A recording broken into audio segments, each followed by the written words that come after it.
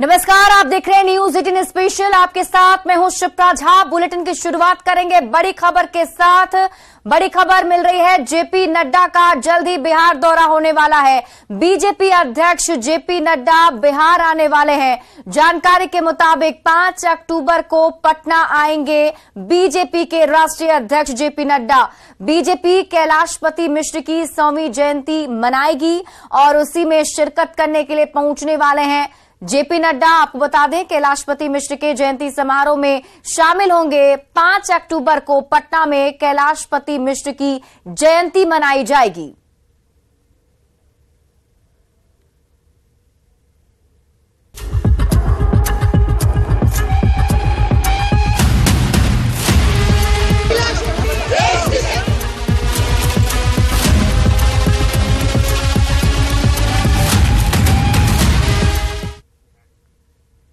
और अब बात करते हैं महिला आरक्षण बिल की। महिलाओं को सशक्त बनाने वाली नारी शक्ति वंदन विधेयक लोकसभा से पास होने पर राजधानी रांची की महिलाओं में उत्साह का माहौल बना हुआ है।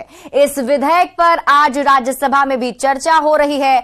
आपको बता दें कि महिलाओं और छात्राओं का मानना है कि ये विधेयक नारी सशक्तिकरण की दिशा में बड़ी भूमिका निभाएगा। इसके साथ ही जब सदन में महिला विधायकों की संख्या बढ़ेगी तब उनके अधिकारों की गूंज भी ज्यादा होगी। रांची में नारी शक्ति वंदन विधेयक पर महिलाओं से बात की सहयोगी संजय कुमार सिन्हा ने।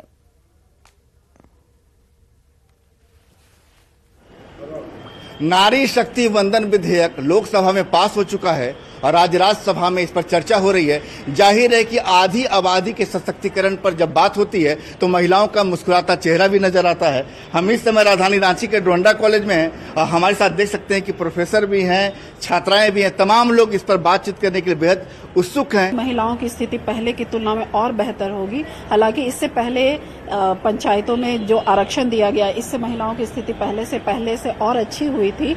और अब जब लोकसभा और विधानसभाओं में महिलाओं को 33% आरक्षण दिया जाएगा तो इससे महिलाओं का सशक्तिकरण में इससे काफी मदद भी मिलेगी। हमारे झारखंड की है वो, और वो राष्ट्रपति बन गई हैं।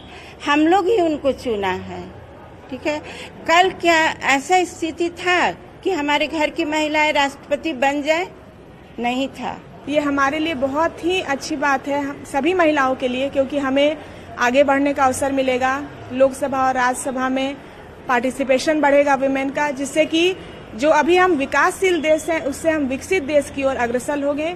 जो महिलाएं जिनको सपोर्ट नहीं मिल रहा है फैमिली की तरफ से, फैमिली वाले लोग सपोर्ट करेंगे कि हाँ महिलाओं को शिक्षित किया जाए, क्योंकि इन्हीं के द्वारा जो है आगे चल करके नौकरी के क्षेत्र में और भी अदर एरियाज में इनको मुख्य भूमिका या उनको वो पद मिल पाएगा। क्या भविष्य में कभी चुनाव लड़ने का इरादा है?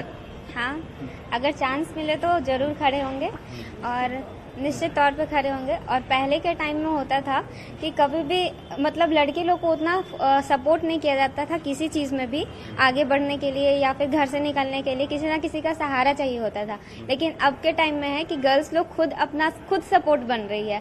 MBA से मैं आगे बढ़ना चाहती हूँ, खुद का बिजनेस करना चाहती हूँ, तो मेरे पेरेंट्स भी मेरे को सपोर्ट करते हैं, बोलते हैं कि हाँ तुम लड़कियों कर सकती हो। और मेरे को लगता है कि सारी लड़कियां कर सकती है, बिजनेस हो, पॉलिटिक्स हो, किसी भी क्षेत्र में। हर चेहरे में एक सपना है। और कहते हैं पहले जो लड़कियां घर से बाहर निकलती थी तो सहारे के लिए किसी पुरुष की उंगली पकड़ना उनकी मजबूरी होती थी, लेकिन आज उनकी मजबूती की बात उठ रही है। विधानसभा, देश के तमाम विधानसभा में, लोकसभा में, राज्यसभा में, सदन में अब महिलाओं की मौजूदगी जो है 33% सुनिश्चित की जा रही है। जाहिर है कि जिस राज्य में राष्ट्रपति से अपना रिश्ता जोड़ा जाता हो वो राज्य महिला सशक्तिकरण के नाम पर खुश क्यों ना हो, इतराए क्यों ना। कैमरामैन संजीव तिवारी के साथ संजय कुमार सिन्हा, न्यूज 18 रांची।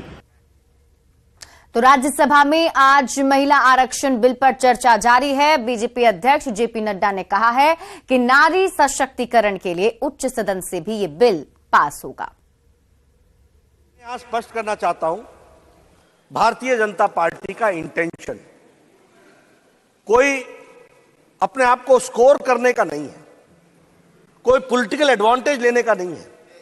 हमारा उद्देश्य महिलाओं का सही मायने में सशक्तिकरण करने का है। अगर हमको पॉलिटिकल एडवांटेज लेना होता तो हम कह देते कि हम अभी कर लेंगे।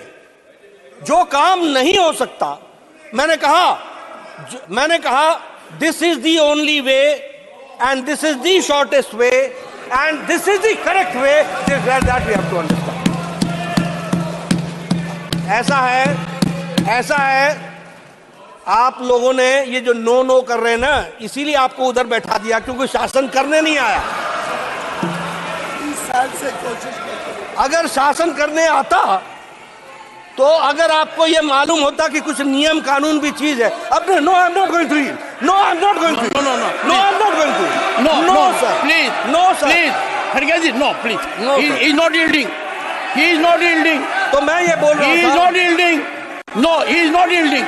I gave you time when he yielded. He is not yielding. Please continue. मैं बोल रहा था कि please continue. Nothing will go on record except what Mr. Narendra. Nothing will go on record. Venugopal बैठ जाओ यार। No, he is not yielding.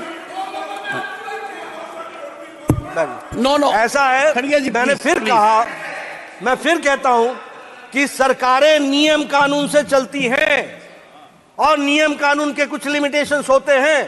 हम जो मोदी जी जो काम करते हैं वो पक्का काम करते हैं, कच्चा नहीं करते, और इसीलिए पक्के तरीके से महिलाओं का सशक्तिकरण किया जा रहा है। मैं फिर आपसे बोलूंगा, मैं यहां ये बताना चाहता हूं कि भारतीय जनता पार्टी के अध्यक्ष के रूप में मैं यहां यह भी स्पष्ट करना चाहता हूं कि भारतीय जनता पार्टी हमेशा महिलाओं को स्थान देने में हमेशा अग्रसर रही है। आज अगर लोकसभा में हमारे 42 एमपी हैं, राज्यसभा में 14 एमपी हैं, हमारे सेंट्रल मिनिस्टर्स 10 महिलाएं हैं, और हमारे यहां हम पहली पार्टी हैं और अकेली पार्टी हैं जो संवैधानिक तौर पर 33% आरक्षण महिलाओं को देते हैं हर समिति में। Every committee, right from national committee to the booth committee, in every committee 33% women representation होता है। और हम सबको मालूम है कि मोदी जी के नेतृत्व में first foreign minister madam Sushma Swaraj, first finance minister Nirmala Sitharaman ji, first defence minister हमारी निर्मला सीतारमण जी, और first women member in the cabinet committee on security, इसमें भी फर्स्ट विमेन बनी। यानी हम लोगों ने, प्रधानमंत्री जी ने किस तरीके से महिलाओं का सशक्तिकरण किया है, यह बात हमारे सामने में आती है।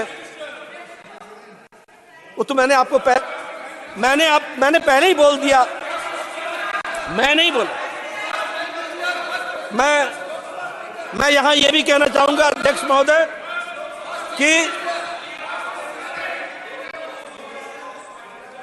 ऐसा है, कुछ लोग आत्मस्तुति में इतने ज्यादा रहते हैं कि अपना छोड़ करके कुछ और सुनना चाहते ही नहीं है।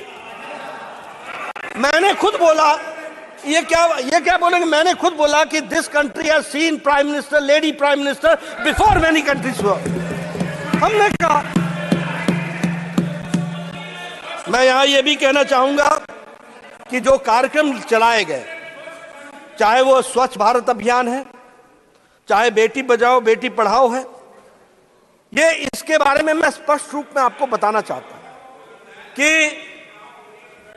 जब प्रधानमंत्री जी ने पहली बार प्रधानमंत्री बनकर के लाल किले के प्राचीर से, from the ramparts of Red Fort, he had said that हम स्वच्छता अभियान, दीपेंद्र बैठ जाओ, no disturbance, please sit down, बेटी बचाओ बेटी पढ़ाओ, this is not the way to conduct in the house, you are a senior member, please sit down. No, I will not bear this. बेटी बचाओ बेटी पढ़ाओ, don't go in that direction. और स्वच्छता अभियान, please sit down. Sorry, इसके बारे में don't force my hands.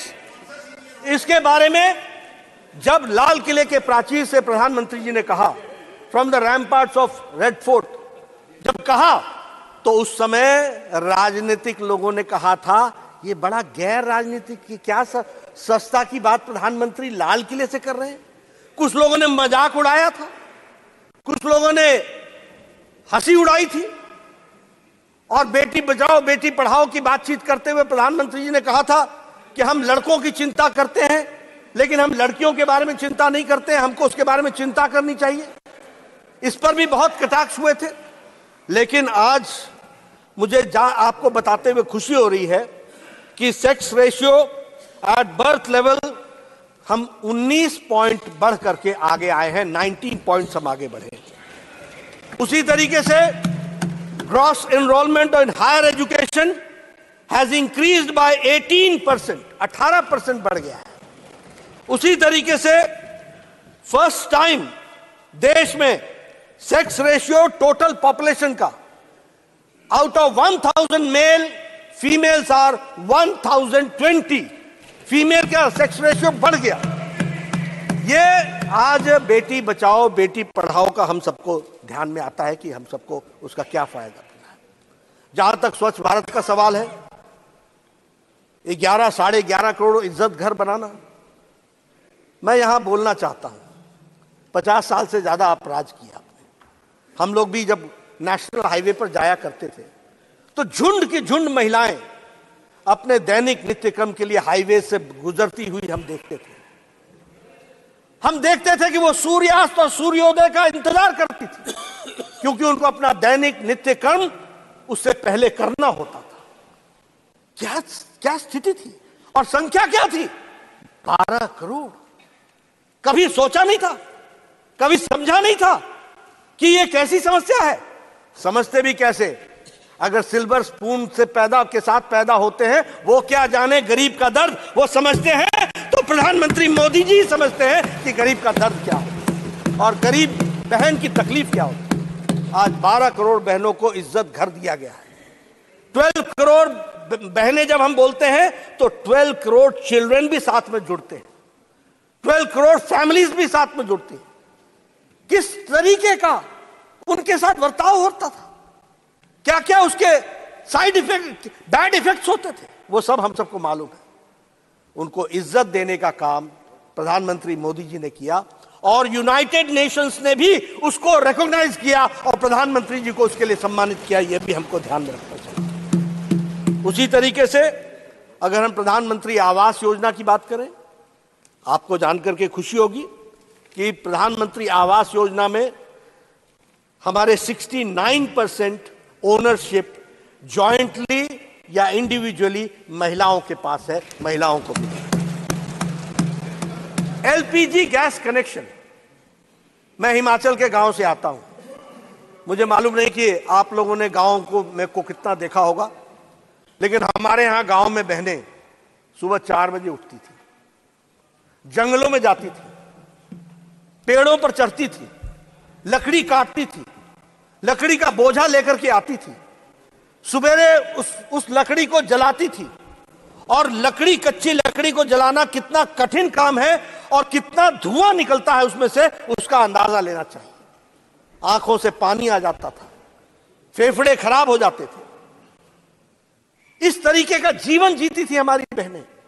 आज एलपीजी गैस कनेक्शन के कारण, और एलपीजी गैस कनेक्शन की जब मैं बात करता हूं तो उसकी भी संख्या 9 करोड़ से ज्यादा है, यानी 9 करोड़ लोग, 9.58 करोड़ बहनें जिनको एलपीजी गैस का कनेक्शन दिया गया, और उसके माध्यम से उनको आज वो 5 मिनट के अंदर पतिदेव को भी चाय पिलाती हैं, घर को संभालती हैं।